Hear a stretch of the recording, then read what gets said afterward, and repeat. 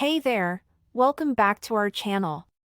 In today's video, we're going to dive into the concept of dimensional weight and how it affects shipping costs. If you've ever wondered why sometimes a small package costs more to ship than a larger one, this video is for you. So let's get started. First things first, what exactly is dimensional weight? Well, when it comes to shipping, carriers take into account both the actual weight and the size of a package to determine the shipping cost. It's important to understand that carriers have to allocate space on their vehicles, whether it's a plane, truck, or ship, and they want to maximize their efficiency. Now, let's break down how dimensional weight is calculated. The formula for dimensional weight varies slightly between carriers, but the basic idea is the same.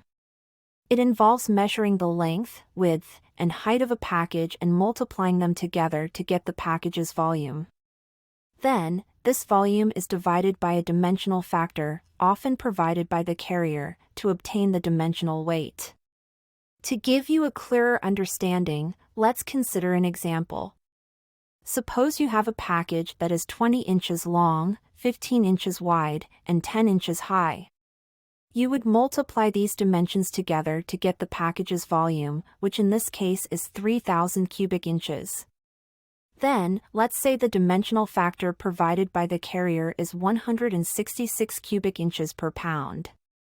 Dividing 3,000 by 166 gives us a dimensional weight of approximately 18 pounds. Now that we know how dimensional weight is calculated, you may be wondering why it's important. Well, carriers use dimensional weight as a way to account for the space a package occupies in their vehicles. If a package is large but relatively light, it could take up a significant amount of space that could have been used to carry more weighty items. This is why carriers use dimensional weight to ensure that they are properly compensated for the space taken up by a package. It's also worth noting that carriers typically compare the actual weight and the dimensional weight of a package and charge whichever is greater. So even if your package is relatively light but large in size, you might end up paying for the dimensional weight rather than the actual weight.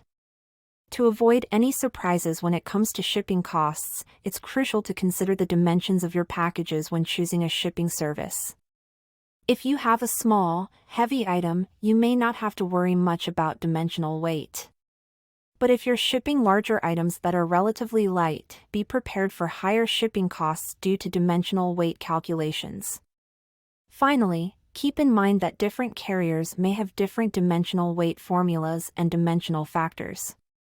It's always a good idea to check with your chosen carrier for their specific guidelines to ensure accurate cost calculations. And that wraps up our video on dimensional weight. We hope this explanation has shed some light on this concept and will help you make more informed decisions when it comes to shipping packages. If you found this video helpful, please give it a thumbs up and consider subscribing to our channel for more informative content like this.